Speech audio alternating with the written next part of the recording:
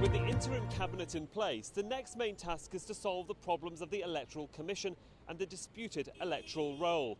Only then will 90 million eligible Bangladeshi voters want to go to the polls. But the question that nobody can answer yet is when the general election might be. Sahil Rahman, Al Jazeera, Dhaka, Bangladesh. Sahil Rahman is heading up our election coverage live from Dhaka, and he's here with us now. Sahil, Chief Advisor of the country, head of the interim government, speaking just in the last few hours. What's he been saying?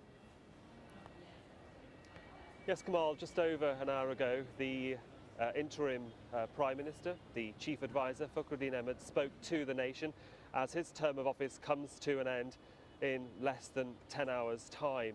He was there really to tell the nation what he had achieved in his tenure as the interim chief advisor that led the caretaker government to the general election, the 9th parliamentary elections for Bangladesh, which will start at 0200 GMT on Monday morning. Sahil Rahman is in the Bangladeshi capital, Dhaka, for us now. Sahil, we saw that in James's report, a security kind of and how it's interacting with the campaigning.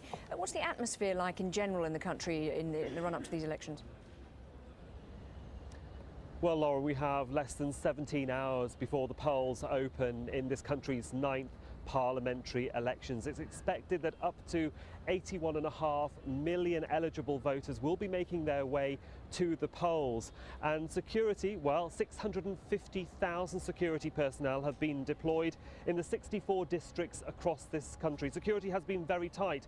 Those two ladies made their appeals to the public last night on state television, Lauren. Just very quickly, this is what the papers had to say about those 45-minute addresses. The Daily Star, Khalida apologises for mistakes, if any, and the Independent saying that Khalida urges peace and atones for past errors, while Sheikh Hasina was saying BNP now out to buy votes.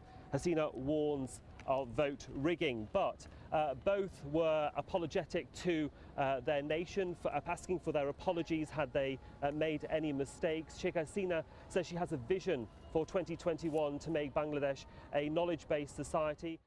But our arch-rival and former Prime Minister Khalida Zia has rejected the vote and alleged widespread fraud. Al Jazeera's Sahil Rahman is in Dhaka following all this. One side saying it's all gone wrong, the other side saying, come and join me, say. Yes, David, inevitably there was going to be this sort of comment we knew from the winner and the loser, and as to plan, as the script goes, yes, that's exactly what happened. In the early hours of Wednesday morning, Khalida Zia did make a public address. She invited a select few media crews to her offices and declared that the election result, as far as she was concerned, was unacceptable. Well, of course, that was sort of like pouring